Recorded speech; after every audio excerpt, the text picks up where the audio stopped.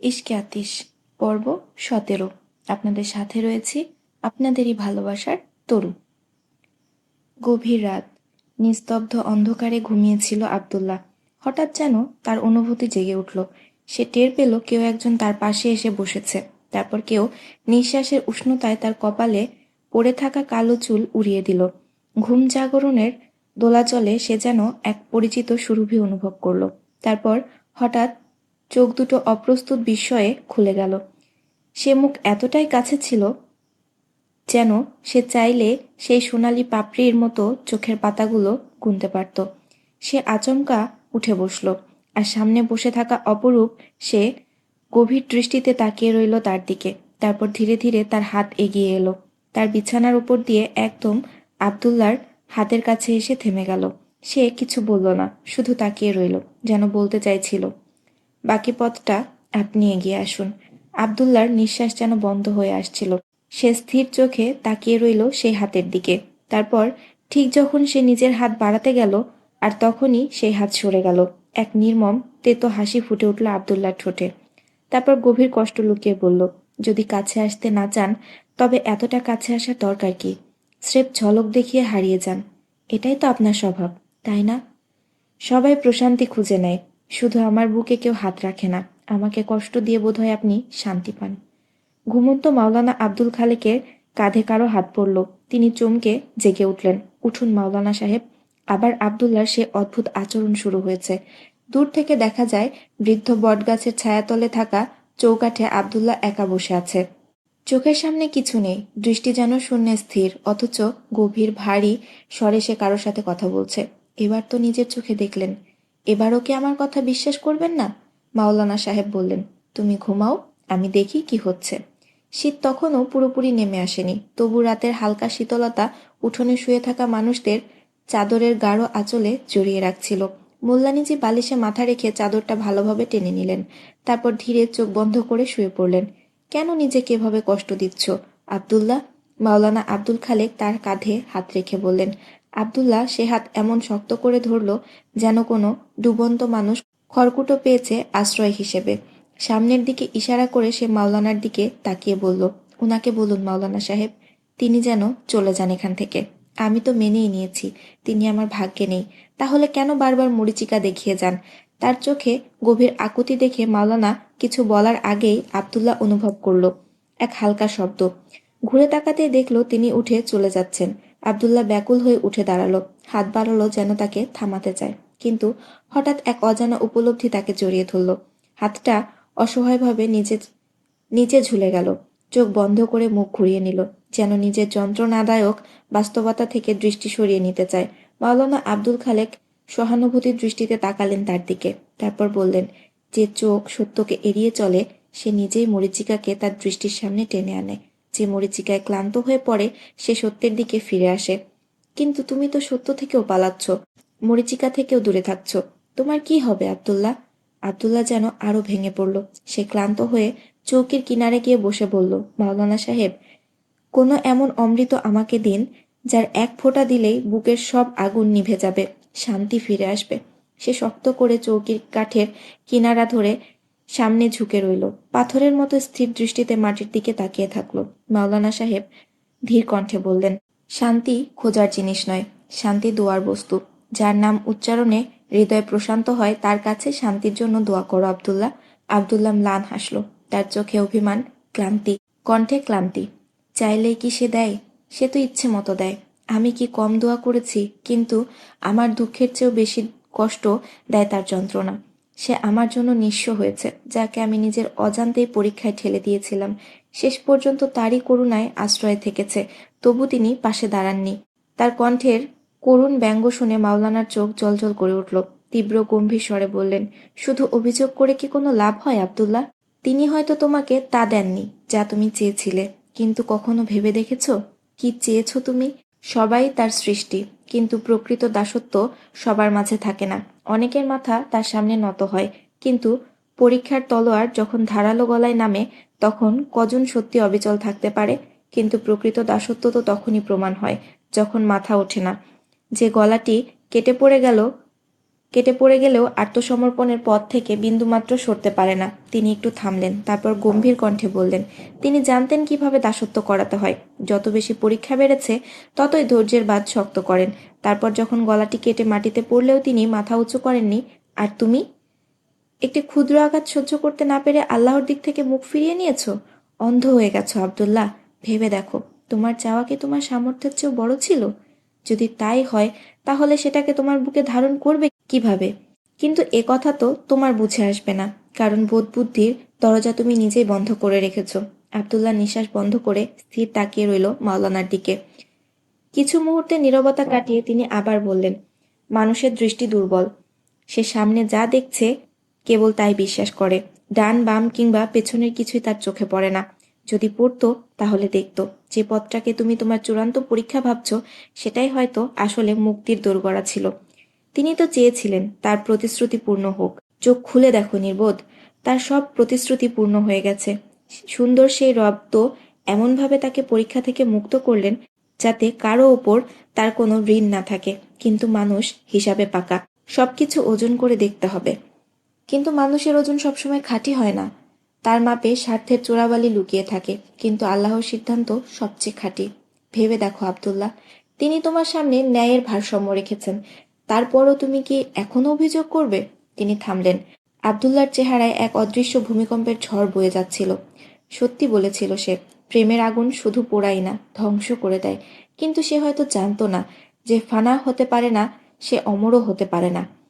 তোমরা দুজনই প্রেমের উত্তাপে পরীক্ষিত হয়েছ, কিন্তু সে পুড়ে খাঁটি সোনা হয়ে উঠল।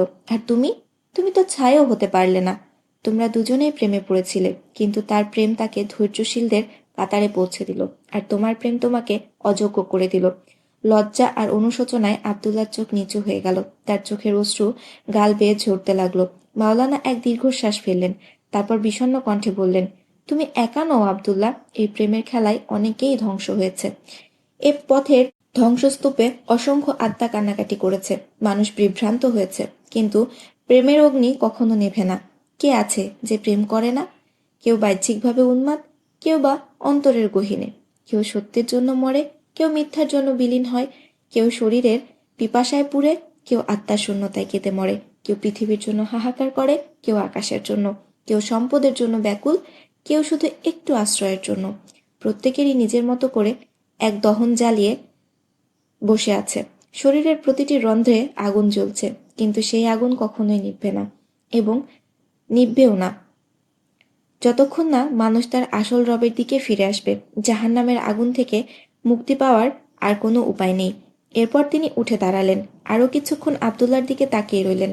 তারপর মৃদু স্বরে গুনগুন করতে লাগলেন ওয়ারিস শাহেরের সেই কালজয়ী কবিতা, রাতদা জাগান ওয়াখা হুন্দাই, এক জাগাদা চৌকিদার রাতেই, এক জাগাদা ইশক দি মারিজওয়ালা, এক জাগাদা ইয়ারদা ইয়ার রাতেই, এক জাগাদা রাতেই চোরাতে, এক জাগাদা পেহারাদার রাতেই। আরিস শাহ সমঝে গাল্লান কুদিয়া নেহি, এক জাগাদা পরওয়ারদিগার রাতেই। বড়ই কঠিনতম রাত্রি জাগা। জাগে একজন নৈশ তারকা, একজন জাগে প্রেমের রোগী, আর একজন খুঁজে তার প্রিয় সখী। এক জেগে যায় করতে চুরি, তাকেই ধরার জাগে প্রহরী। ওয়ারিস শাহ বোঝেন এসব নয় কোনো অর্থহীন, এক জাগে সর্বদা রব্বে করিম। ওয়ারিস শাহের কথাগুলো বাতাসে ঝংকার তুলে যাচ্ছিল। আব্দুল্লাহর অস্তিত্ব যেন কেঁপে উঠল। তার মনে হলো তার দেহের সমস্ত রক্ত যেন স্তব্ধ হয়ে গেছে, শুধু আত্মা ছটফট করছে, যেন বন্দি পাখির মতো মুক্তি খুঁজছে। না জানি কিভাবে সে উঠে দাঁড়ালো। নিজের ভারী পা টেনে টেনে এক অনন্ত শূন্যতার টানে বেরিয়ে এলো নিজের ঘর থেকে। তার পদক্ষেপ যেন পাথরের মতো ভারী, কিন্তু সে থামল না। সে নিজেকে টেনে নিয়ে চলল নিঃসঙ্গ নগ্নপথ গলির নির্জনতা চিরে, এগিয়ে চলল মসজিদের দিকে। প্রতিটি সিঁড়িতে পা রাখার সাথে সাথে তার মনে হলো সে এক অন্ধকার অতল গহ্বরে নেমে যাচ্ছে। শেষ সিঁড়িতে এসে দুহাতে দরজা আঁকড়ে ধরল, যেন পায়ের নিচের মাটি সরে যাচ্ছে। সে দরজার ফাঁকগুলোকে ছুঁয়ে ছুঁয়ে অনুভব করল, যেন এক দৃষ্টিহীন প্রতীক অন্ধকারে নিজের পথ খুঁজছে। তারপর একসময় সে সিঁড়িতেই হুমড়ি খেয়ে পড়ে গেল। তার চোখের অশ্রু এক স্রোতধারার মতো বয়ে চলল। তার ভগ্ন স্বরে শব্দ ফুটল, আল্লাহ, আল্লাহর সত্য সবচেয়ে স্পষ্ট হয়ে ওঠে তার কাছেই, যে তাকে অস্বীকার করে, কারণ তার অস্বীকারই শেষ পর্যন্ত সত্যের পরিচয় প্রকাশ করে দেয়। আমি চেয়েছিলাম আল্লাহর শাসনসীমা ছেড়ে বেরিয়ে যেতে। পৃথিবীর অতল থেকে শুরু করে মহাবিশ্বের অনন্ততায় খুঁজেছি সেই পথ, যা আমাকে তার আধিপত্যের বাইরে নিয়ে যাবে। কোথায় কোথায় না ঘুরেছি, জনবহুল শহর, নির্জন মরুভূমি, ঘন জঙ্গল, এমনকি নিজের অস্তিত্বের গভীরতায়ও নেমে গেছি। তবু কোনো কণামাত্র পেলাম না যা আল্লাহর সর্বশক্তিমানের সাক্ষ্য দেয় না। এমন কোনো রাস্তা নেই যা তার ঘেরাটোপ পেরিয়ে যেতে পারে। এখন আমার পা ক্লান্ত, শরীরে আর শক্তি নেই। আমি স্বীকার করে নিলাম আল্লাহই সর্বশক্তিমান। আমার অনুসন্ধান ছিল বৃথা। তার কাছ থেকে পালানোর কোনো পথ নেই। যে আল্লাহর রাজত্ব থেকে বেরোতে পারে না, তার আল্লাহর সিদ্ধান্ত নিয়ে প্রশ্ন করার কোনো অধিকারও নেই। আমি বিনয়ের সঙ্গে তার মহিমা মেনে নিচ্ছি। আমি আমার ক্ষুদ্রতা স্বীকার করছি, আমি আমার আত্মসমর্পণ স্বীকার করছি। আমার এই লজ্জিত আত্মাকে গ্রহণ করুন, আমার এই স্বীকারোক্তি কবুল করুন। আবদুল্লাহ মাথা ঠেকিয়ে দিল দরজার শীতল ধাতুতে। অনুশোচনার দরিয়ায় ডুবে যেতে লাগলো সে। হে আল্লাহ! তার কণ্ঠস্বর এক গভীর আর্তনাদে ফেটে পড়ল। এ ব্যথা অসহনীয়। হে প্রভু, আমাকে রেহাই দাও। আমার প্রতিটি শ্বাস যেন ধারালো সূচের মতো আমার বুক বিদ্ধ করছে। আমার অন্তর এক জ্বলন্ত অগ্নিকুণ্ডে পরিণত হয়েছে। আমার প্রতি দয়া করুন। আমার অস্তিত্বের এই ঝড় থামিয়ে দিন। আমার ধৈর্য কষ্টের কাছে পরাজিত। আমার ক্ষত হতে রক্তপাত থামছে না।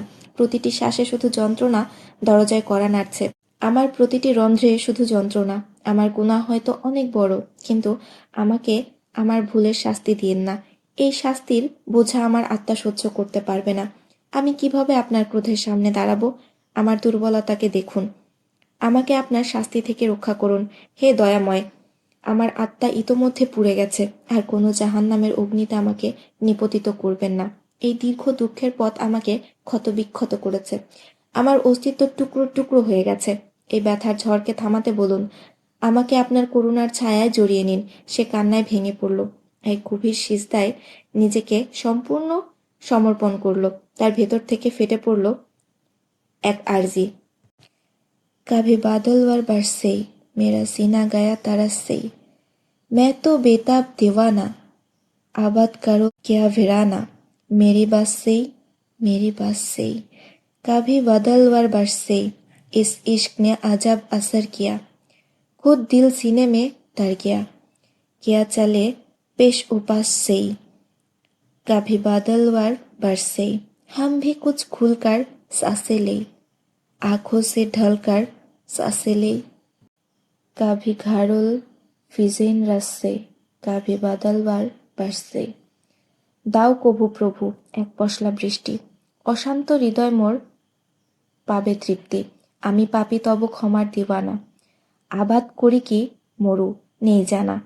তিনি যথেষ্ট, আমি তব সৃষ্টি। দাও কভু প্রভু এক পশলা বৃষ্টি।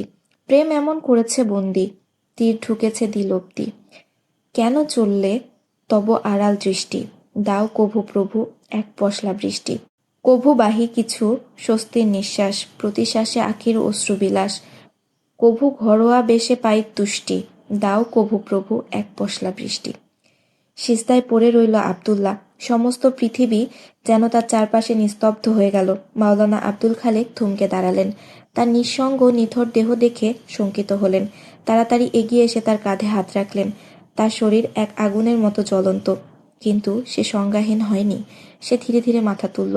মাওলানা তপ্ত মনে বললেন, যেহেতু এখানে এসেছ, ভেতরে ঢুকতেও তো পারতে। সে ভয়ার্ত কণ্ঠে বলল, কিভাবে যেতাম মাওলানা সাহেব? এই দরজা দিয়ে তো কাউকে ধাক্কা দিয়ে ফিরিয়ে দেয় না। কিন্তু আমি নিজেই কত অহংকার নিয়ে মুখ ফিরিয়ে নিয়েছিলাম। আমি নিজেই ঘোষণা দিয়েছিলাম আমার দূরত্ব। আমি নিজেই চলে গিয়েছিলাম তার ছায়া থেকে। মাওলানা হেসে বললেন, তোমার কর্মপত্র থেকে চোখ সরিয়ে দেখো, তার করুণা কত বিশাল। এখনো সময় আছে, ফিরে এসো। আবদুল্লাহ নিরুপায় কণ্ঠে বলল, কিন্তু আমি তার সামনে কোন মুখ নিয়ে দাঁড়াবো? মাওলানা তার কাঁধে হাত রেখে বললেন, নতুন কোনো মুখ পাবার আশা না করে নিজের এই মুখটাই অনুশোচনার চাদরে ঢেকে আল্লাহর দিকে ফিরে যাও। আবদুল্লাহ থেমে গিয়ে কাপা কণ্ঠে বলল, কিন্তু যদি তিনি আমাকে গ্রহণ না করেন? মাওলানা দৃঢ় কণ্ঠে বললেন, ওরে বোকা, ফেরার সৌভাগ্য তো কেবল ভাগ্যবানদেরই হয়। এই সৌভাগ্যকে তুমি নষ্ট করো না। যারা তার দরজায় দাঁড়াতে দাঁড়িয়ে দ্বিধায় ভুগেছে, তারা আর কখনো ভিতরে প্রবেশ করতে পারেনি। এ তো এক নিরপেক্ষ দরবার, এখানে কারো নামে দয়া বরাদ্দ থাকে না। খবরদার, ডাকের অপেক্ষায় না থেকে এখনই এগিয়ে যাও। এ কথা বলে তিনি উঠে দাঁড়ালেন। আবদুল্লার প্রতিক্রিয়ার অপেক্ষা না করে দরজা খুলে মসজিদে প্রবেশ করলেন।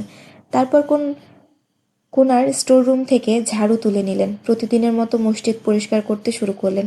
আবদুল্লাহ তখনও বাইরে বসেছিল। সে সাহস করে উঠে দাঁড়ালো, কিন্তু মসজিদে প্রথম পা রাখতেই তার দেহ যেন ভারসাম্য হারিয়ে ফেলল।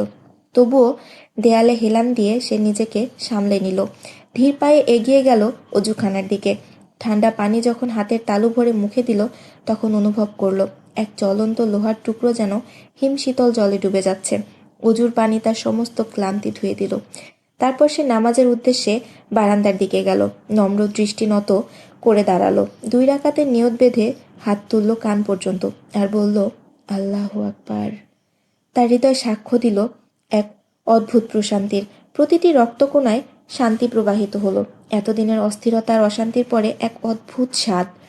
সালাম ফিরিয়ে সে হাত তুলল দোয়ার জন্য। চোখ কান্নায় ভরে উঠল। হে আল্লাহ, কতদিন পর আমি আজ সত্যিকারের অর্থে আপনার নাম নিলাম। এতদিন আমি কেবল দুঃখের পথে হেঁটেছি, আজ আমি ফিরেছি আপনার ছায়ায়। আমার উপর আপনার করুণা অটুট রাখুন, আমার ধৈর্য বাড়িয়ে দিন, যাতে আমার শোকে আমাকে ভেঙে না ফেলে। আমাকে এত শক্তি দিন যাতে আমি তাকে ছাড়া বাঁচতে পারি। হে পরওয়ারদিগার, আমার ক্ষত শুকায় না। আমি আপনার দয়া প্রার্থনা করি। আমার গুনাহ হয়তো বিশাল, কিন্তু আমি আশা রাখি আপনার দয়ার ছায়ায় আমার তওবা কবুল হয়েছে। হে আল্লাহ, আমাকে এতটা সময় দিন যাতে আমি আপনার ক্ষমা কামনা করতে পারি। সে গভীর আবেগে চোখ বন্ধ করে দোয়া করছিল। ঠিক তখনই কাছেই কারো চুরির শব্দ বেজে উঠল। সে চমকে চোখ খুলল। কিছু দূরে একজন বসেছিল, রঙিন কাচের চুরির খেলায় মগ্ন। আবদুল্লাহ তার দৃষ্টির ভার টের পেয়ে মুখ তুলে তাকালো। সে চুপ করেছিল, কিন্তু তার চোখে এক দুষ্টুমি খেলা করছিল। নিচের ঠোঁট দাঁতের মাঝে চেপে এক চঞ্চল হাসিতে সে নিজেকে গুটিয়ে নিল। তারপর কবজির সব চুড়ি একসাথে সরিয়ে নিল, আবার হঠাৎ ছেড়ে দিল। সঙ্গে সঙ্গে কাচের শীতল শব্দ বেজে উঠল এক মোহনীয় সুর। সেই সুর আবদুল্লাহর হৃদয়কে চুরমার করে দিল। সে কষ্টে চোখ বন্ধ করল। হে আল্লাহ, এটা কি মায়াবী মরীচিকা? এটা কি শাস্তি নাকি আশীর্বাদ? যে স্বপ্ন এত সুন্দর, তার ভাঙন এত নিষ্ঠুর কেন? আমাকে মুক্ত করুন, হে আল্লাহ। মাওলানা সাহেব ঝাড়ু দিতে দিতে মসজিদ প্রস্তুত করে ফেলেছিলেন। তখনও ফজরের কিছুটা সময় বাকি ছিল। তিনি কাজ শেষ করে আবদুল্লার পাশে এসে বসলেন। আবদুল্লাহ হাত মুছে মুখে হাত বুলিয়ে চোখ খুলল। যেখানে এক মুহূর্ত আগেও এক সৌরভময় অস্তিত্ব ছিল, সেখানে এখন শুধুই শূন্যতা। সে মাথা ঘুরিয়ে দেখল, কোথাও তার ছায়াও নেই। কিন্তু মৌলানা সাহেব সবই লক্ষ্য করছিলেন। মৃদু হেসে বললেন, যদি তার চলে যাওয়ায় এত কষ্ট পাও, তাহলে বলো সে আসা যাওয়া বন্ধ করবেই বা কেন? আবদুল্লাহ নীরব রইল। মাওলানা ধীরে ধীরে বললেন, এমন কষ্ট কেন পাও? আবদুল্লাহ নিঃশ্বাস নিয়ে বলল, আমি নিজের হৃদয়কে নিয়ন্ত্রণ করতে পারি না। মৌলানা গভীর দৃষ্টিতে বললেন, এই ভালোবাসা তো নিজের এক নিয়ন্ত্রণহীন স্রোত আবদুল্লাহ। আবদুল্লাহ দীর্ঘশ্বাস ফেলল, কিন্তু এই নিয়ন্ত্রণহীনতা কেবলই কষ্ট দেয়। মৌলানা তার কাঁধে হাত রেখে বললেন, তাহলে কষ্ট সহ্য করতে শেখো আবদুল্লাহ, কারণ প্রেম কেবল তোমার নয়, তারও এক অন্তহীন বাধ্যবাধকতা। এরপরই আজানের সময় হয়ে গেল। মৌলানা উঠে দাঁড়ালেন আর আকাশে ধ্বনিত হলো আল্লাহু আকবার। তীব্র তৃষ্ণায় মরিয়মের চোখ খুলে গেল। উপর হয়ে টেবিল ল্যাম্প জ্বালালো। নরম আলো ছড়িয়ে পড়তে তার দৃষ্টি গিয়ে স্থির হলো বিছানার অপর খালি প্রান্তে।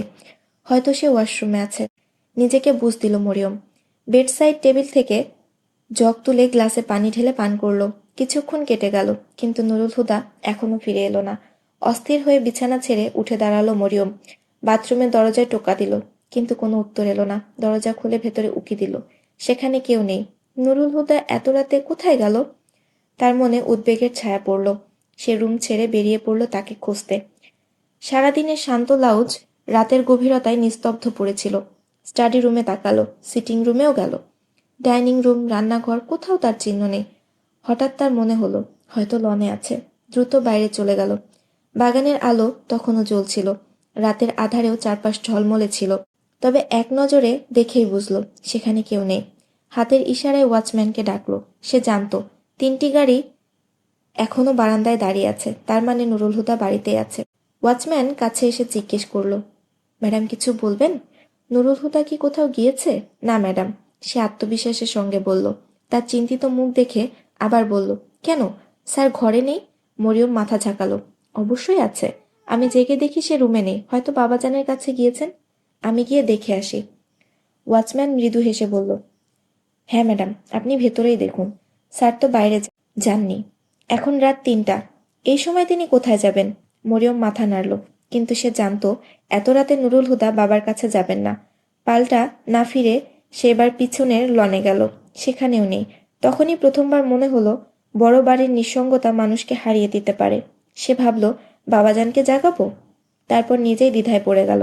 একটি খোলা দরজার দিকে দৃষ্টি পড়তেই থমকে গেল। মালিহার রুম? এ রুমে তার আসার প্রয়োজন হয়নি আগে। যখন জেনেছিল এই রুম সিঁড়ির উপরে, তখন থেকে এদিকটা এড়িয়ে চলত।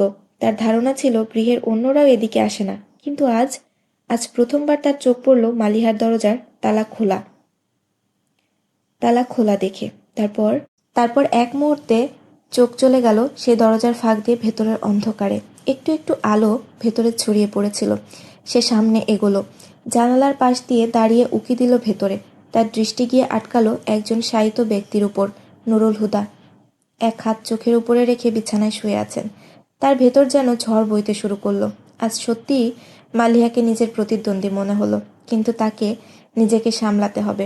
সে জানত এই বিষয়ে নুরুল হুদাকে প্রশ্ন করার অধিকার তার নেই, কারণ তিনি নিজেই তো মরিয়মকে বলেছিলেন, আমি তোমাকে ভালোবাসবো, কিন্তু মালিহাকে ভুলতে পারবো না। নিজেকে কষ্ট দিয়ে ঘরে ফিরে এলো সে, কিন্তু বিছানায় ফিরে শুয়ে পড়েও চোখের পাতায় ঘুম নামল না। অপেক্ষা করতে লাগলো নুরুল হুদার ফেরার প্রতীক্ষায়। ঘণ্টাখানেক পর দরজা খুলে গেল। সে সঙ্গে সঙ্গে চোখ বন্ধ করে ফেলল। নুরুল হুদা শব্দ না করে শুধু গিয়ে শুয়ে পড়লেন, তার দিকে পিঠ দিয়ে ঘুমানোর ভান করলেন। মরিয়ম চোখ খুলে অন্ধকারে তার ছায়া দেখল, তারপর দেওয়ালে ঝুলন্ত ঘড়ির দিকে। আলোতে ফুটে উঠল সংখ্যা, 5টা বেজে গেছে। সে ধীরে ধীরে মুখ ঘুরিয়ে নুরুল হুদার পিঠের দিকে তাকিয়ে রইল, তারপর আবার মুখ ফিরিয়ে নিল। রাত পেরিয়ে গেছে, কিন্তু এই অন্ধকার এখনো কাটেনি। রাতের নিস্তব্ধতা ভেঙে মরিয়মের চোখ খুলে গেল। রাত প্রায় 3টার দিকে যখন আমার চোখ খুলল, তুমি তখন ওয়াশরুমে ছিলে না। বালিশটি কোলে চেপে ধরে সে শূন্যে তাকিয়ে রইল নুরুল হুদার দিকে, যিনি নিখুঁত স্বাভাবিক ভঙ্গিতে অফিসের জন্য প্রস্তুতি নিচ্ছিলেন। কোনো চিহ্ন নেই, কোনো ক্লান্তির রেখা নেই, কোনো ব্যাখ্যার প্রয়োজন নেই, যেন কিছুই ঘটেনি। সবকিছু এতটাই স্বাভাবিক লাগছিল যে যদি সে নিজের চোখে কাল রাতে তাকে মালিহার রুমে না দেখত, তাহলে কোনো সন্দেহের জন্ম নিত না। তার ভালোবাসার মানুষ তারই ছায়া ফাঁকি দিয়ে অন্য কারো স্মৃতিতে আশ্রয় নিচ্ছে। কিন্তু এ তো আর অনুমানের বিষয় নয়, এ তো বাস্তবতা, যা বুকে শেলের মতো বিঁধে আছে। তবু সে চুপ রইল, মালিহার নাম মুখেও আনল না, কারণ তার নিজেরই ভয় ছিল এই নাম তার হৃদয়কে আরো ক্ষতবিক্ষত করবে। কিন্তু নুরুল হুদা, তিনি একবারই মালিহার প্রসঙ্গ তুলেছিলেন, তারপর আর কখনোই না। তিনি হয়তো মরিয়মকে কষ্ট দিতে চাননি, কিন্তু তিনি জানতেন না তার এই নীরবতা মরিয়মের অস্থিরতা আরো বাড়িয়ে তুলছে। মরিয়ম মালিহাকে নিজের অস্তিত্বের সঙ্গে জড়িয়ে ফেলেছিল। যখনই নুরুল হুদাকে নীরব বসে থাকতে দেখত, মরিয়মের মনে হতো নুরুল হুদা মালিহার কথা ভাবছে। মরিয়ম তখন সহ্য করতে পারত না, সঙ্গে সঙ্গে ছুটে যেত নূরের কাছে। তিনি যদি গভীর কোনো সমস্যার সমাধান নিয়ে ভাবতেন, তবুও সে তাকে বিরক্ত করত, যেন জোর করে নিজের দিকে টেনে আনতে চাইত। এক অদৃশ্য প্রতিযোগিতা চলছিল। সে মালিহার অস্তিত্বকে সম্পূর্ণ মুছে ফেলতে চেয়েছিল। নুরুল হুদা যদি অফিস থেকে ফিরে নীল শার্ট খুলে অন্য নীল শার্টটি পরতেন, মরিয়মের মনে হতো এই রং নিশ্চয়ই মালিহার প্রিয় ছিল। এই ভ্রান্তি, এই ক্ষোভ তাকে অস্থির করে তুলত। একদিন সে ওয়ার্ড্রোব থেকে সব নীল পোশাক সরিয়ে দিল, শার্ট, টি শার্ট, ট্রাউজার, এমনকি নীল টাই পর্যন্ত। সবকিছু গৃহকর্মীদের দিয়ে দিল, যেন নীল রঙের সঙ্গেও মালিহার স্মৃতি জড়িয়েছিল। শুধু পোশাক নয়, নুরুল হুদার ব্যবহৃত প্রতিটি জিনিসের প্রতি তার সন্দেহ তৈরি হচ্ছিল। তিনি যদি একই পোশাক বারবার পরতেন, মরিয়ম ধরে নিত এটা নিশ্চয়ই মালিহার পছন্দের ছিল। আর নিরীহ বাহাদুর, সেও পড়ল এই অভিমানী প্রতিশোধের শিকারে। যখন সে দ্বিতীয়বারের মতো পোলাও রান্না করল, মরিয়মের মনে হলো নিশ্চয়ই মালিহার আদেশে বাড়িতে বেশি পোলাও রান্না হতো। ক্রোধে অভিমানে সে বাহাদুরকে কঠোর শাসন করল। তার ইচ্ছে মতো রান্না করার স্বাধীনতা কেড়ে নিল, নির্দিষ্ট মেনু ঠিক করে দিল, যার বাইরে কিছুই রান্না করা যাবে না। কিন্তু নুরুল হুদা কখনো আপত্তি করেনি। তিনি মরিয়মকে ভালোবাসতেন, তার সব সিদ্ধান্ত মেনে নিতেন, কিন্তু সমস্যা ছিল অন্য জায়গায়। মরিয়ম নুরুল হুদাকে নিয়ন্ত্রণ করতে পারে, কিন্তু আজহার ফারুকীকে থামাবে কে? তিনি তো খোলাখুলি মালিহার কথা বলতেন, যদিও নুরুল হুদার সামনে নয়। আগে তিনি কেবল মালিক নাসিরের সঙ্গে মালিহার প্রসঙ্গ আলোচনা করতেন, কিন্তু তার ইন্তেকালের পর বাহাদুরি হয়ে উঠল শ্রোতা। এখন মরিয়মকেও সে কথাগুলো শুনতে হতো, যদিও বেশিরভাগ সময় সে উঠে চলে যেত। কিন্তু আজহার ফারুকী তা বুঝতে পারেননি। তিনি জানতেন না যে নুরুল হুদা ইতোমধ্যে মরিয়মকে নিজের হৃদয়ে সত্য বলে দিয়েছে। নিজের সতর্কতার সীমারেখা তিনি নিজেই ঠিক করে নিয়েছিলেন। তিনি কখনো এমনভাবে নুরুল হুদার নাম মালিহার সঙ্গে উচ্চারণ করেননি যাতে মরিয়মের হৃদয় আহত হয়। তিনি বাহাদুর ও অন্যান্য চাকরদেরও সাবধান করে দিয়েছিলেন, মরিয়মের সামনে কখনো মালিহা ও নুরুল হুদা সম্পর্কের কথা বলবে না। এটাও তো নয় যে মালিহার সঙ্গে তার বিয়ে হয়েছিল, তাহলে এ বিষয়ে বলার বা ব্যাখ্যার প্রয়োজনই বাকি। কিন্তু মরিয়ম কিভাবে বাবাজানকে বলবে? এই মেয়ের নাম মুখে আনবেন না, আমি এই নামকে ঘৃণা করি। এই এক রাতে এই ঘৃণা যেন শতগুণ বেড়ে গেছে। তবুও তার ভেতরের অস্থিরতা তাকে বাধ্য করল নুরুল হুদার সঙ্গে মুখোমুখি কথা বলতে। হ্যাঁ, একটু অস্বস্তি লাগছিল, তাই বাইরে গিয়েছিলাম। তিনি একদম স্বাভাবিক ভঙ্গিতে বললেন। ড্রেসিং টেবিলের আয়নায় মরিয়ম তার প্রতিচ্ছবি দেখছিল। তিনি তখন টাই বাঁধছিলেন, আর মরিয়মের কণ্ঠে ছিল এক ঠান্ডা তীক্ষ্ণতা। বাইরে মানে? লনে? নুরুল হুদার হাত থমকে গেল। মরিয়ম আয়নার দিকে তার প্রতিক্রিয়া দেখছিল। সে আশা করছিল এখন নিশ্চয়ই কিছুটা অস্বস্তিতে পড়বেন, একটু ঘাবড়ে গিয়ে হয়তো মিথ্যা বলবেন। কিন্তু না, একটা মুহূর্ত থেমে গিয়ে একদম নিরাবেগ কণ্ঠে তিনি বললেন, না, মালিহার রুমে। অগ্নিশিখার মতো জ্বলে উঠল মরিয়ম। তার শরীরের রক্ত যেন আগুনে পরিণত হলো। কত সহজেই নুরুল হুদা স্বীকার করল। সারা রাত সে মালিহার কথা ভেবেছে, আর এটা প্রকাশ করতে তার একটুও দ্বিধা হলো না। মরিয়ম দাঁতে দাঁত চেপে রইল, কিন্তু নুরুল হুদার মুখে কোনো পরিবর্তন এলো না।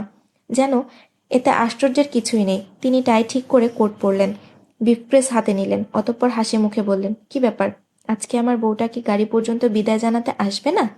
একাই বেরিয়ে যেতে হবে নাকি? মরিয়ম উদাসীন কণ্ঠে বলল, আমার শরীর ভালো লাগছে না। নুরুল হুদা সঙ্গে সঙ্গে উদ্বিগ্ন হয়ে তার পাশে বসে পড়লেন। কেন, কি হয়েছে? জ্বর এসেছে নাকি? মরিয়মের কপালে হাত রেখে পরীক্ষা করতে গেলেন, কিন্তু মরিয়ম ধীর স্বরে তবে চরম বিরক্তির সঙ্গে তার হাত সরিয়ে দিলেন। না, তেমন কিছু না, স্রেফ মাথাটা একটু ব্যথা করছে।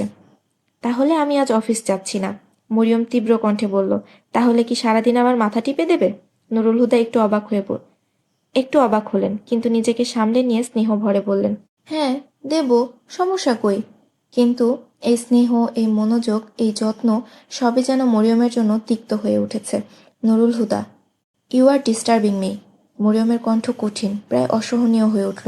নুরুল হুদার পরিবর্তে অন্য কেউ হলে এমন কঠোর বাক্যে ক্ষিপ্ত হয়ে উঠত, কিন্তু তিনি একটুও রাগ করলেন না, বরং মৃদু হেসে দুই হাত উঠিয়ে শান্ত স্বরে বললেন, ওকে, ঠিক আছে, আমি যাচ্ছি, তুমি বিশ্রাম নাও, আর ওষুধ খেতে ভুলবে না। এই বলে তিনি উঠে দাঁড়ালেন, কিন্তু তার কথাগুলো যেন বিদ্যুৎ বেগে এসে মরিয়মের হৃদয়ে ঝড় তোলে। সে এক ঝটকায় বালিশ বিছানায় ছুঁড়ে দিল, তারপর কম্বল টেনে মাথা পর্যন্ত ঢেকে শুয়ে পড়ল। নুরুল হুদার কপালে ভাঁজ পড়ল। একটা প্রশ্ন যেন তার ভেতরে রক্তের মতো প্রবাহিত হতে লাগলো। আমি যে মালিহার ঘরে গিয়েছিলাম, এতে কি মরিয়ম রাগ করেছে? দরজার হাতল চেপে ধরতেই তার মনে এক সন্দেহ ঝলক দিয়ে উঠল। একবার পিছনে ফিরে দেখলেন মরিয়ম এখনো কম্বলের নিচে লুকিয়ে আছে। একটা গভীর নিঃশ্বাস ফেলে তিনি ধীর পায়ে দরজা বন্ধ করে বেরিয়ে গেলেন। দরজা বন্ধ হতেই মরিয়ম বিদ্যুৎ বেগে উঠে বসল। তার বুক ধড়ফড় করছিল, নিঃশ্বাস যেন ঘনিয়ে আসছিল। সে ফিসফিস করে বলে উঠল, মালিহা ফারুকী, আমি কখনোই সহ্য করব না আমার স্বামী আমার পাশ থেকে উঠে গিয়ে তোমার আশ্রয়ে শান্তি খুঁজবে। সেই রাতের পর থেকেই মরিয়ম যেন নুরুল হুদার প্রহরী হয়ে উঠল। সে জেগে থাকত যতক্ষণ না তিনি ঘুমিয়ে পড়তেন। এমনকি মাঝরাতে বারবার উঠে দেখে নিত নুরুল হুদা এখনো তার পাশে আছেন কিনা। কিন্তু নুরুল হুদাও এখন সতর্ক হয়ে গেছেন। দাম্পত্য জীবনকে তিক্ততা থেকে বাঁচানোর জন্য তিনি রাতের নীরব আধারে মালিহার রুমে যাওয়া বন্ধ করে দিলেন। কিন্তু প্রেম কি সময়ের নিয়ম মানে? এখন তিনি মালিহার রুমে যান দিবালোকে, যখন মরিয়ম বাড়িতে থাকে না। এক উদ্বিগ্ন মহিলা দ্রুত পায়ে ছুটে এলো হায়দারের লোহার দোকানে। তার মুখে আতঙ্কের ছাপ, শ্বাস প্রায় বন্ধ হয়ে আসছে। ভাই হায়দার, মাস্টার আব্দুল্লাহ কই? দোকানের ভেতর থেকে নিজের নাম শুনে আব্দুল্লাহ এগিয়ে এলো, ভ্রু কুঁচকে বলল, কি হয়েছে? মহিলাটি তাড়াহুড়ো করে বলল, তাড়াতাড়ি চলো, টিলার ওপর থেকে পড়ে গিয়ে তোমার ছেলে অনেক ব্যথা পেয়েছে। আমার ছেলে? এক মুহূর্ত থমকে গেল আব্দুল্লাহ, কিন্তু ভাবার সময় ছিল না। সে সঙ্গে সঙ্গে দৌড় দিল বাড়ির দিকে। বাড়িতে পৌঁছাতে দেখল উঠোনে গ্রামের মহিলাদের ভিড়। চৌকির ওপর মোল্লানিজি বসে আছেন, তার কোলের মধ্যে মাত্র 2-2.5 বছরের এক বাচ্চা হতভম্ব হয়ে কাঁদছে। বাচ্চার কপালে একটা রঙিন কাপড় বাঁধা, বোধহয় আঘাত পেয়েছে। একজন মহিলা মৃদু স্বরে বলল, এত কান্না করছিস কেন রে? দেখ, তোর আব্বা চলে এসেছে। বাচ্চাটি হয়তো অনেকক্ষণ ধরেই এই আশার অপেক্ষায় ছিল। আব্দুল্লাহকে দেখে সে হাঁপাতে হাঁপাতে 2 হাত বাড়িয়ে দিল আর কাঁদতে কাঁদতে বলল, আব্বা। আব্দুল্লাহ এক লাফে চৌকির পাশে বসে বাচ্চাটিকে কোলে তুলে নিল। অবাক ব্যাপার, বাচ্চাটি তখনই কান্না থামিয়ে দিল। মহিলারা ধীরে ধীরে সরে যেতে লাগলো আর আব্দুল্লাহ বাচ্চাটিকে বুকে জড়িয়ে নরম হাতে আদর করতে লাগলো। আব্দুল্লাহর বুকের উষ্ণতায় ধীরে ধীরে ঘুমিয়ে পড়ল তার ছেলে। ওই রাতে এশার নামাজের পর আব্দুল্লাহ যখন মাওলানা সাহেবের সঙ্গে বাড়ি ফিরল, তখন বাচ্চাটি যেন ভুলে গিয়েছিল দুপুরে কি ঘটেছিল। সে হাসতে হাসতে দৌড়ে এলো, আব্দুল্লাহর পায়ের সাথে জড়িয়ে ধরে 2 হাত উঁচু করে দিল। আব্বা, কোলে নিন। আব্দুল্লাহ খুশি হয়ে বাচ্চাটিকে কোলে তুলে নিল আর তার নরম গাল ছুঁয়ে বলল, এখনো কি ব্যথা করছে বাবা? বাচ্চাটি মিষ্টি করে মাথা নাড়িয়ে বলল, না। আব্দুল্লাহ তখন তাকে কোলে নিয়ে রান্নাঘরে এলো। সেখানে মোল্লানিজি হাসি মুখে তাকিয়েছিলেন।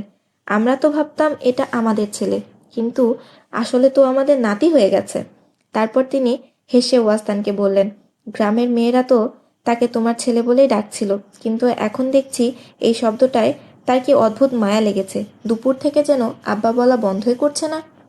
মাওলানা সাহেব তখন গভীর চিন্তায় বললেন, যার কাছ থেকে প্রথম স্নেহ পেয়েছে সে তুমি, যার হাত ধরে প্রথম হাঁটতে শিখেছে সে তুমি, যে রাতে জেগে বসে থেকেছে ওর জ্বরের সময় সে তুমি। তাই তো সে আগে আমাদের চেয়ে তোমাকে বেশি চিনেছে।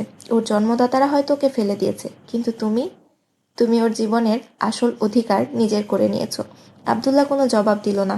মোল্লানিজি চুপচাপ ওয়াস্তানের সামনে খাবার রেখে দিলেন। সে খেতে লাগলো। একই সঙ্গে কোলে বসে থাকা শিশুটির মুখে মাঝে মাঝে খাবার তুলে দিচ্ছিল। খাওয়া শেষ হলে মোল্লানিজি হাত বাড়িয়ে দিয়ে বললেন, দাও, ওকে আমার কাছে দাও, আমি ঘুম পাড়িয়ে দেই। কিন্তু বাচ্চাটা কেঁদে উঠে আব্দুল্লাহর হাত জড়িয়ে ধরল, অভিমানী কণ্ঠে বলল, না, আমি আব্বার সাথেই ঘুমাবো। মৌলানা সাহেব হেসে উঠলেন। তারপর হেসে বললেন, হাজেরা, বাবা ছেলের জন্য একসাথে বিছানা বিছিয়ে দাও। রাতে আব্দুল্লাহ চুপচাপ শুয়েছিল, এক হাত মাথার নিচে আর অন্য হাত বাচ্চাটির নরম চুলে বিলি কাটছিল। তবে তার দৃষ্টি ছিল দূরে, অনন্ত আকাশের দিকে।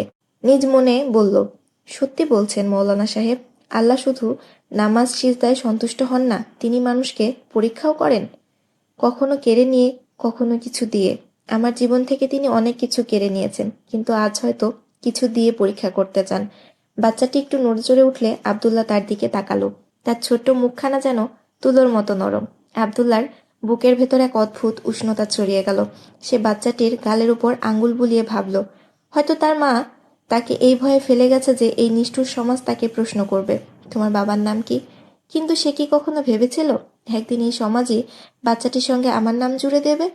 ওর মা হয়তো নিজের পরীক্ষার বোঝা নামিয়ে রেখেছে, কিন্তু আমি এই পরীক্ষাকে জীবনের শেষ দিন পর্যন্ত আগলে রাখবো। বাচ্চাটির ছোট্ট কপালে বাঁধা কাপড়টা আলতো করে সরিয়ে সে সেখানে আস্তে করে চুমু দিল। বাচ্চাটির কানে কানে বলল, তুমি আমার সন্তান, আর কিয়ামতের দিন আল্লাহর দরবারে তুমি নিজের মায়ের নাম নিয়ে নয়, আমার নাম নিয়ে দাঁড়াবে। আব্দুল্লাহর ঠোঁটে এক প্রশান্ত হাসি ফুটে উঠল। আর বাচ্চাটি? সে নিশ্চিন্ত হয়ে আব্দুল্লাহর বুকে মুখ গুজে ঘুমিয়ে পড়ল। মরিয়ম মনে মনে ভাবছিল, আজ তার বিজয়ের দিন। আজ সে মালিহাকে হারিয়ে দিয়েছে। নুরুল হুদার সন্তানের জন্ম দেওয়ার সৌভাগ্য মালিহার ভাগ্যে হয়নি, বরং তার ভাগ্যে জুটেছে। আর এই অনন্য সম্মান পেয়ে সে ছিল আনন্দে আত্মহারা। সকালে মরিয়ম একটি সুস্থ কন্যা সন্তানের জন্ম দিয়েছে। বিকেলে হাসপাতাল থেকে ফিরে এসেছিল ঘরে। সুখে বিভোর হয়ে সে দীর্ঘ সময় ধরে নুরুল হুদার সঙ্গে তাদের মেয়েকে নিয়ে গল্প করছিল। নুরুল হুদা চোখ বন্ধ করে বিছানার হেডবোর্ডে মাথা ঠেকিয়ে আধশোয়া হয়ে ছিলেন। হঠাৎ অনুভব করলেন মরিয়মের কণ্ঠস্বর আর শোনা যাচ্ছে না। তিনি তাকিয়ে দেখলেন মরিয়ম তার বুকের ওপর মাথা রেখে ঘুমিয়ে পড়েছে। আলতোভাবে নুরুল হুদা স্ত্রীকে বিছানায় শুইয়ে দিলেন, যেন ঘুম না ভেঙে যায়। তারপর উঠে গিয়ে শিশুর ছোট্ট বিছানার পাশে দাঁড়ালেন। ভীত দৃষ্টিতে তাকিয়ে রইলেন নিজের কন্যার দিকে। মালিহার শূন্য অতৃপ্ত জীবনের কথা মনে পড়ল তার। কষ্ট হচ্ছিল মনে, কিন্তু আজ আজ শুধু কষ্ট নয়, এক ভয়ও কাজ করছিল তার মধ্যে। আমি তো এখন বাবাজানের মতোই এক কন্যার পিতা। যদি ভুল করে অজান্তে নিজের সন্তানের প্রতিও কোনো অন্যায় করে বসি, যেমনটা একসময় বাবাজান করেছিলেন মালিহার সঙ্গে, এই ভাবনায় কেঁপে উঠল তার অন্তর। কারো সঙ্গে নিজের এই ভয় ভাগ করে নেওয়ার উপায় ছিল না তার, তাই শিশুটিকে কোলে তুলে এমনভাবে বুকে জড়িয়ে ধরলেন যেন কোনো অদৃশ্য শক্তি তার বুকের ধন কেড়ে নিতে না পারে। তারপর মেয়েকে বুকের মাঝে আগলে রেখে ধীরে ধীরে ধীর পায়ে রুম থেকে বেরিয়ে গেলেন। কিছুক্ষণ পর মরিয়মের ঘুম ভাঙল। তিনি দেখলেন নুরুল হুদা রুমে নেই, অথচ আলো জ্বলছে। তবে সে এসব নিয়ে চিন্তিত হলো না। একটু উঠে বাচ্চার ছোট বিছানা খালি দেখে মরিয়মের বুক কেঁপে উঠল। পরক্ষণেই মনে হলো হয়তো নুরুল হুদা মেয়েকে নিয়ে গেছেন। এই ভাবনাতেই সে দ্রুত উঠে দাঁড়ালো এবং সন্তানের খোঁজে নিচে নেমে এলো। লিভিং রুম একদম ফাঁকা ছিল, কিন্তু বাবাজানের রুমের দরজার নিচ দিয়ে আলো ঠিকই আসছিল। তার মনে হলো যদি আজহার ফারুকী জেগে থাকেন তবে নিশ্চয় নুরুল হুদাও সেখানে আছেন। আর তাছাড়া এখন তো মাত্র 10টা বাজে। এই ভাবনায় সাহস পেয়ে সে এগিয়ে গেল এবং বাবাজানের দরজায় আলতোভাবে কড়া নাড়ল। মরিয়ম দরজার ওপাশ থেকে আসা কণ্ঠ শুনেই ভেতরে ঢুকে গেল। আজহার ফারুকী বিছানায় হেলান দিয়ে বসেছিলেন। তার হাতে ছিল একটি বই। তাকে দেখে অবাক হয়ে উঠে বসলেন। কি ব্যাপার মা? ডাক্তার তো তোমাকে সম্পূর্ণ বিশ্রামের পরামর্শ দিয়েছিলেন, তাহলে নিচে এলে কেন? মরিয়ম ধীর কণ্ঠে বলল, আমি ভাবলাম তানিয়াকে একটু দেখে আসি। ওর খাওয়ার সময় হয়ে গেছে। নুরুল হুদা এখানে নেই। রুমে স্বামীর অনুপস্থিতি টের পেয়ে সে উৎকণ্ঠিত হয়ে জিজ্ঞাসা করল। আজহার ফারুকী ক্লান্ত স্বরে দীর্ঘশ্বাস ফেলে বলল, সে এখানে কেন আসবে? রুমে স্বামী ও সন্তান দুজনকে না পেয়ে মরিয়মের উদ্বেগ বাড়তে লাগলো। হঠাৎ যেন মনের মধ্যে একটা চিন্তা বিদ্যুতের মতো চমকে উঠল, আর মুহূর্তের মধ্যে সে বুঝতে পারল নুরুল হুদা কোথায় যেতে পারে। এই অনুমানের সঙ্গে সঙ্গে তার রক্ত যেন টকবক করে উঠল। বন্দুক থেকে বের হওয়া গুলির মতো মালিহার রুমের দিকে দৌড় দিল। কি হয়েছে মরিয়ম? আজহার ফারুকী তার রাগী চেহারা দেখে উদ্বিগ্ন হয়ে জিজ্ঞেস করলেন, কিন্তু সে কোনো উত্তর না দিয়ে এগিয়ে যেতে থাকলো। বাবা যেন চিন্তিত হয়ে তার পিছু নিলেন। শরীরে দুর্বলতা থাকা সত্ত্বেও মরিয়ম দ্রুত সিঁড়ি বেয়ে উঠল। সামনে এসে দেখল দরজাটা আধা খোলা। রাগ আর সন্দেহে তার বুক ফেটে যাচ্ছিল। এক মুহূর্তও দেরি না করে দরজাটা ধাক্কা দিয়ে পুরো খুলে ফেলল। নুরুল হুদা কার্পেটের ওপর বসেছিলেন, পা সামনের দিকে ছড়ানো, পিঠ সোফার সাথে ঠেকানো, আর তার কোলেই ছিল ছোট্ট তানিয়া। ভালোই হয়েছে যে মরিয়ম তৎক্ষণাৎ দরজা খুলে ফেলেছিল। না হলে যদি সে কিছুক্ষণ বাইরে দাঁড়িয়ে শুনতে চাইতো তবে নিশ্চিত জেনে ফেলত যে গত আধা ঘন্টা ধরে নুরুল হুদা মালিহার সঙ্গে বসে বাচ্চাটিকে নিয়ে কথা বলছিল। মরিয়ম আগুনের মতো দৃষ্টিতে তাকিয়েছিল তার দিকে। তারপর এগিয়ে এসে বাচ্চাটিকে তার কোল থেকে ছিনিয়ে নিল। নুরুল হুদা কিছু বুঝার আগেই মরিয়ম ঘুরে দাঁড়িয়েছিল, কিন্তু তাকে যেতে দেখে নুরুল হুদার মনে আতঙ্ক জাগল। সে সিঁড়ির ধাপে হোঁচট খেয়ে না পড়ে যায়। তিনি তড়িঘড়ি করে তার পিছু নিলেন। তার আশঙ্কাই ঠিক হলো। মরিয়ম বাচ্চাটিকে এক হাতে আঁকড়ে ধরে সিঁড়ির রেলিং ধরতে গেল, কিন্তু শরীর হঠাৎ ভারসাম্য হারিয়ে কেঁপে উঠল। প্রচণ্ড মাথা ঘুরতে লাগলো তার। ঠিক তখনই আজহার ফারুকী এগিয়ে এসে তাকে শক্ত হাতে ধরে ফেললেন। না হলে হয়তো সোজা সিঁড়ি থেকে পড়ে যেত। কাম ডাউন মরিয়ম। নুরুল হুদা তার পাশে এসে কাঁধে হাত রাখলেন।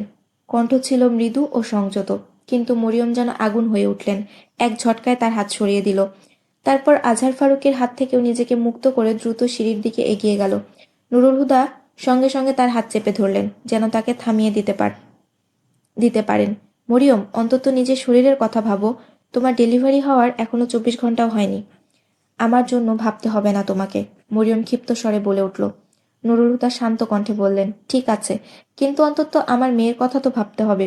সিঁড়ি থেকে পড়ে যাবে। তানিয়াকে আমার কাছে দাও। মরিয়ম বুঝতে পারছিল নুরুল হুদা তানিয়াকে না নিয়ে তার হাত ছাড়বে না, তাই সে অনিচ্ছা সত্ত্বেও বাচ্চাটিকে তার কোলে তুলে দিল। নুরুল হুদা তানিয়াকে সাবধানে বুকে নিতেই মরিয়মের হাত ছেড়ে দিলেন। কোনো দিকে না তাকিয়ে মরিয়ম সোজা সিঁড়ি বেয়ে নামতে লাগলো। বাবাজান তার দুর্বল শরীরের কথা ভেবে দ্রুত এগিয়ে এসে তাকে ধরে ফেললেন, যাতে সে পড়ে না যায়।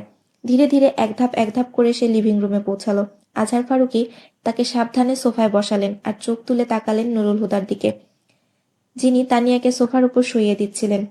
ঘটে যাওয়া পরিস্থিতিটি আজহার ফারুকী এখনো পুরোপুরি বুঝতে পারছিলেন না। তিনি কিংকর্তব্য বিমূঢ় হয়ে দুজনার দিকে তাকিয়ে রইলেন। বাচ্চাটিকে রেখে নুরুল হুদা এগিয়ে এলেন মরিয়মের কাছে। সে 2 হাতের তালুর মধ্যে মুখ লুকিয়ে বসেছিল। শোনো মরিয়ম। নুরুল হুদা তার কবজি ধরে কথা বলতে চাইলেন, কিন্তু সে এক ঝটকায় হাত ছাড়িয়ে নিয়ে উঠে দাঁড়ালেন। তারপর কয়েক পা দূরে গিয়ে দাঁড়িয়ে রেগে কাঁপতে কাঁপতে বলল, এখন আর কি দেখানোর বাকি আছে নুরুল হুদা? যা দেখেছি তা কি যথেষ্ট নয়? নুরুল হুদা হতভম্ব হয়ে তার দিকে তাকালেন। তারপর দৃঢ় কণ্ঠে বললেন, তুমি ওভার রিয়্যাক্ট করছো। মরিয়ম যেন খুবই বিস্ফোরিত হলো। আমার স্বামী অন্য এক নারীর রুমে রাত কাটায়, আর তুমি বলছো আমি ওভার রিয়্যাক্ট করছি? তার অভিযোগের সুরে নুরুল হুদা অবাক হয়ে গেলেন, কিন্তু পর মুহূর্তেই তার চোখ জ্বলে উঠল, কণ্ঠ কঠিন হয়ে গেল। হ্যাঁ, কারণ সেই রুমে কোনো নারী থাকে না। এটাই তো সমস্যা। মরিয়ম হঠাৎই যেন ফেটে পড়ল। সে মেয়েটি তোমার রুমে নয়, কিন্তু সে তোমার হৃদয়ে, তোমার চিন্তায়, তোমার রক্তের প্রতিটি কোণায় জড়িয়ে আছে। যদি সে এই ঘরে থাকতো, আমি তাকে হাত ধরে বের করে দিতে পারতাম, কিন্তু তাকে আমি তোমার মনের গভীর থেকে কিভাবে বের করব? বলো, কিভাবে? তোমার ভালোবাসায় সে আমার অংশীদার, তোমার প্রতিটি ভাবনায় সে ভাগ বসিয়ে রেখেছে, এমনকি আমার রাতগুলোতেও তার অস্তিত্ব টের পাই আমি। নূর, একটিবারের জন্য তুমি পুরোপুরি আমার হতে, তাহলে আমার জীবন আজ এমন দুঃখের হতো না। তার কণ্ঠ এক সময় ব্যথায় কম্পিত হয়ে এলো। নুরুল হুদার বুকের মধ্যে কিছু একটা যেন ভেঙে পড়ল, কণ্ঠ নরম হয়ে এলো। আমি তোমার সাথে কখনো প্রতারণা করিনি মরিয়ম। তুমি তো জানতে আমি ভাঙা একজন মানুষ। তোমার ইচ্ছাতেই তুমি এই সম্পর্ক বেছে নিয়েছিলে। তবে এখন কেন এই অভিযোগ? মরিয়ম এক মুহূর্তের জন্য তাকে শেষ করতে দিল না, কঠিন স্বরে বলল, কারণ তখন আমি ভেবেছিলাম একদিন না একদিন তুমি অতীত ভুলে যাবে, আমাকে কাছে পেয়ে তুমি তার আঁকড়ে ধরা স্মৃতি হারিয়ে ফেলবে। কিন্তু না, আমি তোমার পাশে থেকেও এক মুহূর্তের জন্যও তোমাকে আমার বলে পাইনি। তুমি কি ভেবেছ এগুলো আমি অনুভব করতে পারি না? এই ১.৫ বছরে তুমি আমার সাথে ছিলে, তোমার শরীর আমার সঙ্গে থেকেছে, কিন্তু তোমার আত্মা সারাক্ষণ তার আশেপাশেই ঘুরেছে। তোমার চোখ আমার দিকে তাকায়, কিন্তু দৃষ্টিতে তার খোঁজ লেগে থাকে। আমার কথা শুধু তোমার কানে পৌঁছায়, কিন্তু হৃদয়ে তার প্রতিধ্বনি বাজে। সব বলেছিলে তুমি, কিন্তু একবারও বলনি যে আমার সতীন সহ্য করতে হবে। আজহার ফারুকী এতক্ষণ চুপচাপ শুনছিলেন। এখন বুঝতে পারলেন এই দ্বন্দ্বের কেন্দ্রবিন্দু মালিহা, কিন্তু মরিয়ম যেভাবে বলছিল তা তার সহ্য হচ্ছিল না। তবে স্বামী স্ত্রীর মাঝখানে কথা বলা উচিত নয়, তাই তিনি চুপচাপ বসেছিলেন, কিন্তু ভেতরে ভেতরে কাঁপছিলেন। নুরুল হুদা এবার রাগে জ্বলে উঠলেন। শাট আপ মরিয়ম, অন্তত এইটুকু বোঝার চেষ্টা করো, তুমি একজন মৃত মেয়ের সম্পর্কে বলছো। মরিয়ম ব্যঙ্গের হাসি হাসল, ঠোঁট বাঁকিয়ে বলল, মৃত মেয়ে? যে মেয়ের অস্তিত্ব তোমার হৃদয়ে এখনো স্পষ্ট, যে তোমার অনুভূতিকে শাসন করে, যে তোমার প্রতিটি নিঃশ্বাসের সঙ্গে জড়িয়ে আছে, তাকে তুমি মৃত বলছো? কি হবে এমন মৃত্যুর, যদি সে তোমার জীবন থেকে চলে না যায়? এনিওয়ে, তোমার জন্য সে জীবিত থাকুক, তুমি তার জন্য যত খুশি চোখের অশ্রু ফেলো, আমি কিছু বলবো না। কিন্তু আর একবার যদি তুমি আমার মেয়েকে তার রুমে নিয়ে যাওয়ার চেষ্টা করো, তাহলে মনে রেখো আমি তোমার জন্য সবচেয়ে খারাপ কাজটা করব। তার গলায় বিষ ছিল, চোখে আগুন। বাচ্চাটিকে শক্ত করে বুকে জড়িয়ে সে দ্রুত সিঁড়ি বেয়ে উপরে উঠে গেল, আর পেছনে পড়ে রইল স্তব্ধতা, চাপা এক তীব্র ব্যথা। নুরুল হুদা মরিয়মের শেষ কথাগুলোতে ব্যথিত হয়েছিলেন, কিন্তু আজহার ফারুকের দিকে যখন তার চোখ পড়ল, তিনি গভীর লজ্জায় মাথা নিচু করে ফেললেন। বাবাজানের মুখে এমন এক যন্ত্রণার ছাপ ফুটে উঠেছিল, যেন কেউ তার হৃদয় খুঁড়ে বের করে এনেছে। অনেকক্ষণ নীরব থাকার পর অবশেষে নুরুল হুদা ধীর কণ্ঠে বললেন, সরি বাবাজান। ৩ বছরের মধ্যে প্রথমবারের মতো নুরুল হুদার কণ্ঠে বাবাজানের প্রতি এতটা কোমলতা ফুটে উঠল। তবে আজহার ফারুকের অবস্থা এমন ছিল যে তিনি কিছু অনুভব করতে পারছিলেন না। নুরুল হুদার অপরাধবোধে ভরা মুখের দিকে তাকিয়ে তিনি গভীর স্বরে বললেন, তোমার কি দোষ? তারপর ধীর পায়ে নিজের রুমের দিকে চলে গেলেন। নুরুল হুদা একা লিভিং রুমে দাঁড়িয়ে রইলেন।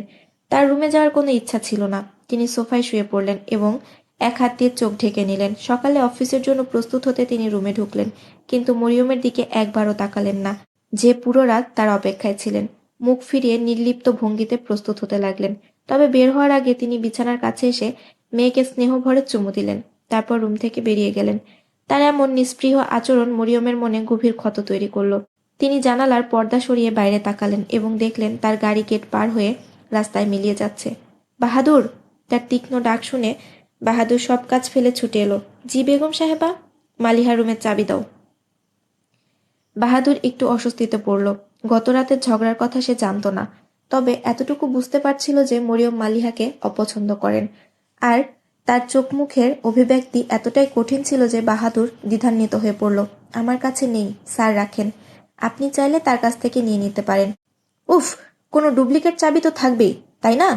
নিশ্চয় আছে বেগম সাহেবা, তবে তা আমার জানা নেই। বাহাদুর এবার বেশ আত্মবিশ্বাসের সঙ্গে বলল।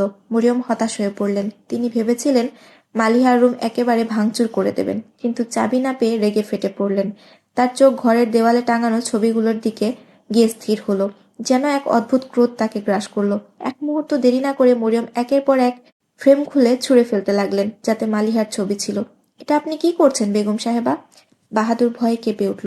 মরিয়ম তার দিকে তাকে গর্জে উঠলেন, আমি মালিহার অস্তিত্ব এই বাড়ির দেওয়াল থেকে মুছে দিচ্ছি। বলে তিনি হাতে ধরা ফ্রেমটি জোরে ছুঁড়ে মারলেন। বাড়ির সব কাজের লোক ছুটে এলো, কিন্তু কেউ তাকে থামানোর সাহস পেল না। কেউ হতভম্ব, কেউ ভীত। বাহাদুরের চোখেও অশ্রু টলমল করছিল। চিৎকার ও ভাঙচুরের শব্দ শুনে আজহার ফারুকী রুম থেকে বেরিয়ে এলেন। মরিয়মকে একের পর এক ছবি ছুঁড়ে ফেলতে দেখে তিনি বললেন, তুমি এসব কি করছো মরিয়ম? চলতে গিয়ে তিনি হঠাৎ কিছুতে পা ঠেকলেন। পেছনে তাকিয়ে দেখলেন মালিহার শৈশবের একটি ছবি পড়ে আছে। ফ্রেমের কাজ ভেঙে চূর্ণ হয়ে গেছে। তিনি ছবিটি তুলে স্নেহ ভরে হাত বুলালেন। তারপর চোখ বুলিয়ে দেখলেন মাটিতে ছড়িয়ে থাকা অন্য ছবিগুলো। হঠাৎ তার চোখের রক্তিম শিরাগুলো দৃশ্যমান হয়ে উঠল। তিনি দৃঢ় কণ্ঠে বললেন, যদি আর কখনো তুমি আমার মেয়েকে অপমান করার ধৃষ্টতা দেখাও, তাহলে এটা হবে তোমার কাসরে ফারুকিতে শেষ দিন। বাহাদুরের মনে হলো তিনি যেন পুরনো কঠোর ও নির্ভীক আজহার ফারুকিকে দেখতে পাচ্ছেন। মরিয়ম প্রথম দিকেই ভয়ে জমে গিয়েছিল, আর এই হুঁশিয়ারির পর তিনি কিছু না বলে দ্রুত চলে গেলেন। তার চলে যাওয়ার পর আজহার ফারুকি বাহাদুরকে নির্দেশ দিলেন, এই সব ছবি ভালোভাবে ঠিক করিয়ে এনে মালিহার রুমে রাখো। আর আমার রুম ছাড়া এই বাড়ির যত জায়গায় মালিহার ছবি ছিল সব সরিয়ে ওর রুমে রেখে দিও। জি কর্নেল সাহেব। বাহাদুর তার হাত থেকে ভাঙা ছবির ফ্রেমটি নিয়ে বিনীত কণ্ঠে বলল। আজ নুরুল হুদা প্রতিদিনের চেয়ে একটু আগে বাড়ি ফিরেছিল, যদিও আজ অফিস যাওয়ার কোনো ইচ্ছাই ছিল না। তিনি ভেবেছিলেন সারাটা দিন মরিয়ম আর তানিয়ার সঙ্গে কাটাবেন, কিন্তু রাতের ঝড়ো ঘটনার পর মরিয়মের মুখোমুখি হওয়ার ইচ্ছে যেন ফুরিয়ে গিয়েছিল। বাড়ির দোরগোড়ায় পা রাখতেই একটা অদৃশ্য পরিবর্তন অনুভব করলেন, তবে খুব একটা গুরুত্ব না দিয়ে চুপচাপ নিজের রুমে চলে গেলেন। মরিয়ম চাদর মুড়ি দিয়ে বিছানায় শুয়েছিল, কিন্তু নুরুল হুদাকে দেখে কোনো প্রতিক্রিয়া দেখালো না। নুরুল হুদাও যেন তাকে এড়িয়ে গেলেন। তানিয়াকে আদর করে নিজে একটু ফ্রেশ হয়ে লিভিং রুমে এসে বসলেন। আজহার ফারুকী আগেই সেখানে বসেছিল।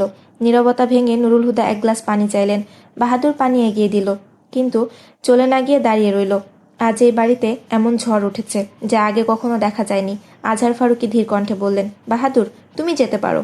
কিন্তু নুরুল হুদার মনে অস্বস্তি জাগলো। না, এক মিনিট, কি হয়েছে? বাহাদুর যেন কথাগুলো বলতেই ব্যথিত হলো, তবুও সে বলতে শুরু করলো, আপনি চলে যাওয়ার পর বেগম সাহেবা তিনি লিভিং রুমের দেওয়াল থেকে মালিহা সাহেবার সব ছবি টেনে নামিয়ে ফেলেছেন। একটার পর একটা ছুঁড়ে ফেলেছেন। কিছু ভেঙে চুরমার হয়ে গেছে। আর তিনি মালিহা সাহেবার সম্পর্কে অদ্ভুত অদ্ভুত কথা বলছিলেন। তারপর কর্নেল সাহেব এসে থামালেন, কিন্তু ততক্ষণে অনেক ছবির ফ্রেম তছনছ হয়ে গিয়েছিল। নুরুল হুদা এবার খেয়াল করলেন দেওয়ালে কিছু ফাঁকা জায়গা। সেখানে তো মালিহার ছবিগুলো ছিল। যে ছবিগুলোর ফ্রেম ভেঙে গেছে সেগুলো কোথায়? বাহাদুর বলল, নতুন ফ্রেম লাগিয়ে সব মালিহা সাহেবার রুমে রেখে দেওয়া হয়েছে। তার রুমে? কেন? দেয়ালে আবার লাগানো হয়নি কেন? নুরুল হুদার কণ্ঠে স্পষ্ট বিরক্তি। বাহাদুর ধীরে বলল, কর্নেল সাহেব বলেছেন মালিহা সাহেবের সব ছবি শুধু তার রুমেই থাকবে। নুরুল হুদা বিস্ময়ে বাবাজানের দিকে তাকালেন। কেন? কারণ আমি মরিয়মকে আর একবারও সুযোগ দিতে চাই না। এই দ্বন্দ্ব এখানেই শেষ হয়ে যাক। আজহার ফারুকী দৃঢ় কণ্ঠে বললেন, যেন তার প্রতিটি শব্দের ওজন ছিল। তিনি একদৃষ্টিতে বাহাদুরের দিকে তাকালেন এবং মাথা ঝাঁকিয়ে ইঙ্গিত করলেন। বাহাদুর কোনো প্রশ্ন না করেই নীরবে সরে গেল। আমি কাজের লোকদেরও বলে দেব এবং নিজেও খেয়াল রাখব। তারপর গম্ভীর স্বরে বললেন, তুমিও একটু সতর্ক থাকবে।